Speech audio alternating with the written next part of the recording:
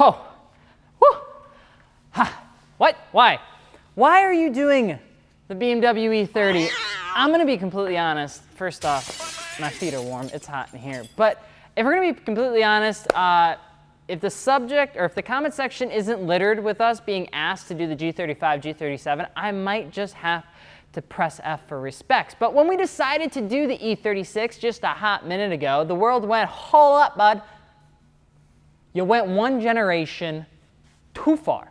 Not to say that the E36 isn't a fantastic platform, but it's missing the dreaminess of the E30. And although the E36 has littered the high school parking lots, the E30 has littered cars and coffee. The E36 established itself as a car that can do it all for everyone, but the E30 didn't need to do that for anyone, ever.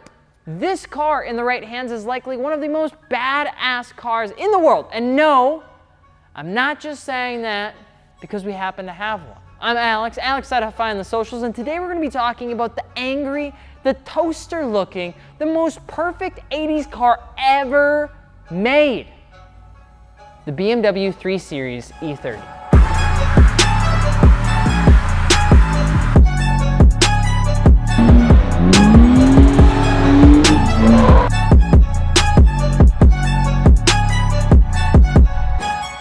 The second generation 3 Series, dubbed BMW E30, was produced from 1982 to 1994. Great year. That's when I was born.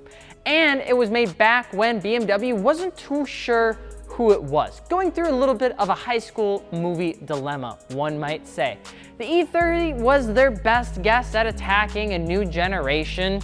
BMW 3 Series, after their first generation, did pretty well. The E30 would come in a coupe A body style, convertible body style, wagon body styles, and the typical sedan. And even though the sedan is unloved to this day, it still is a good one, all right? Not everything has to be the coupe. It was powered by anything possible and had 1 million trims because BMW. Although there were a lot of similarities between the initial generation and the E30, a lot of love came from the upgraded suspension. It had CAD-assisted design technology, which helped it, not look so 80s, and some subtle differences that helped bring the design crashing through the 80s, like the slap bracelets back in the day. You remember them, and if you don't, I'm sorry. Slap bracelets, best thing in the world. Be kind. Rewind. And in case you're wondering, yes, the E30 does have a lot of trims and submodels. It has the 316i, the 318, the 318i, the 316, the 318IS, the 320, the 323, the 323e, the 323ES, the M3, which is the best one, Evo 1 and Evo 2, and some other ones. Even though BMW moved on past the E30 body style over time, the cult around this particular car and generation never left. To mostly everyone that liked European cars, the E30 represented what would be called the ultimate driving machine. The slogan of BMW. It had nimble handling, driver-oriented ergonomics. You know when you buy a desk and it says ergonomics? It had that. It also helps that the 12-year production run resulted in about 2.5 million units made over the entire, process across the world. So they were pretty much everywhere. The E30 had quite a little bit of a racing platform, one might say. It did pretty well. Actually, honestly, it was one of the most successful racing platforms within a generation of all time. During the production run of the E30 M3, the car would take home 1,436 wins in the course of 1,628 days. That's a lot of wins, son. It would take wins away from the more powerful Ford Sierra Cosworth RS500, the RS500, and the 190 Cosworths. Calm down.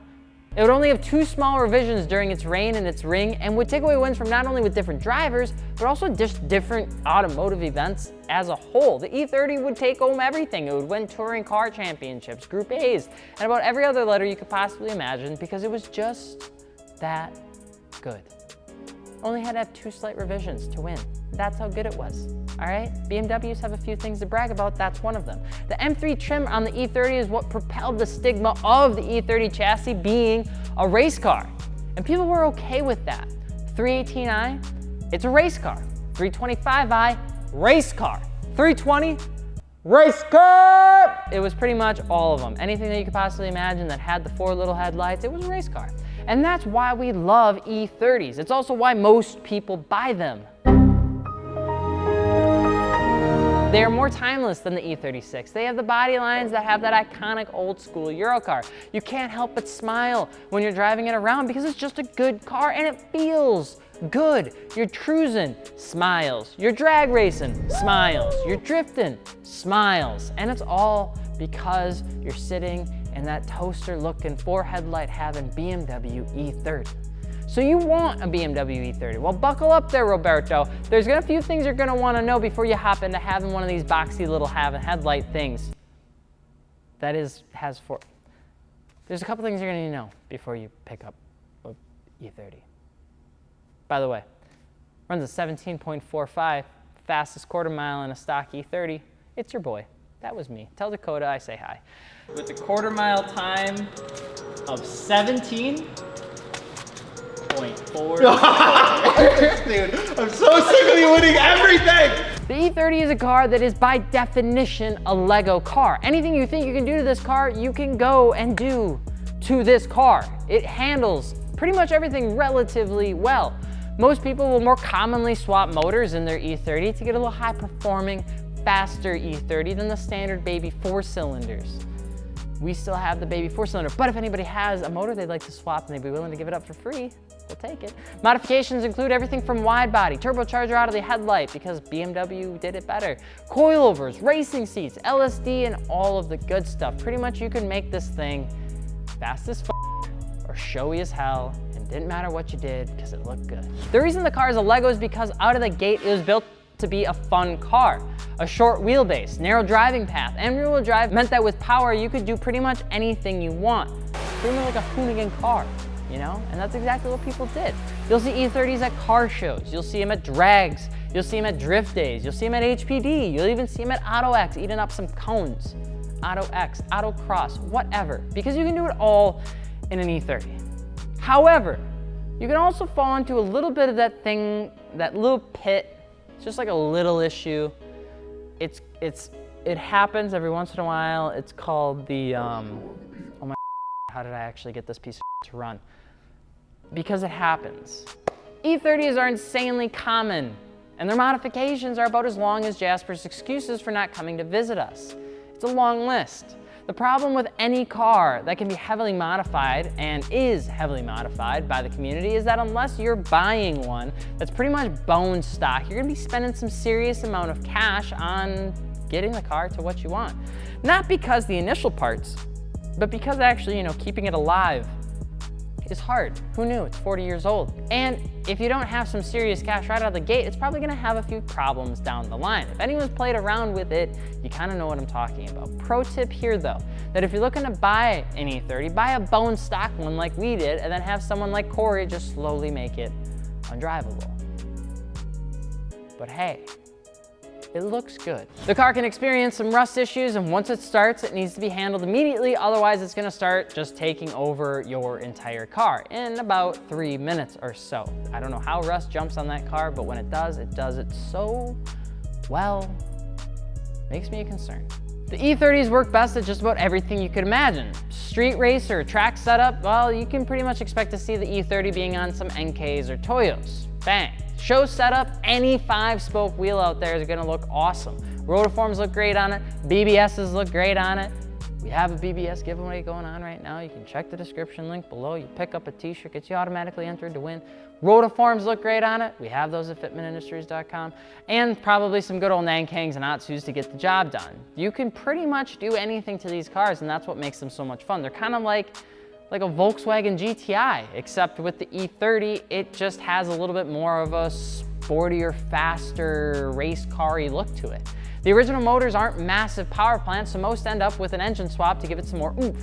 From there, you'll end up spending more money than you ever thought possible on a 40-year-old BMW that you snagged for $4,000. But you wanna know what? It's okay. Because, say it with me, it's an E30. No matter what happens, doesn't matter what excuse you have, as long as you say, yeah, but it's an E30. They won't be able to argue with you. There's just gonna be no chance. The BMW E30 is likely one of the most iconic cars of the 80s, and going into the 90s. The M3 is coveted by collectors and way too expensive for us to even talk about, even though I really wouldn't mind one. So, is an E30 a great car? Absolutely, and probably one of the best ones you can get out of the gate for not a ton of money if you're looking to get into the Euro game. It started off the bat looking incredible, and a few minor touches and you're pretty much gonna be set for anything that you want, as long as you get your wheels, tires, and suspension from fitmentindustries.com. If you guys have an E30 or you want us to talk about a specific car, maybe like the G35 or G37, let us know in the comment section below. And of course, guys, if you're looking for wheels, tires, suspension, fitmentindustries.com. Don't forget to subscribe and hit the bell button, because if you haven't subscribed yet, look at the great content that you're probably not watching. I'm Alex from Fitment Industries. We will see you later. Peace.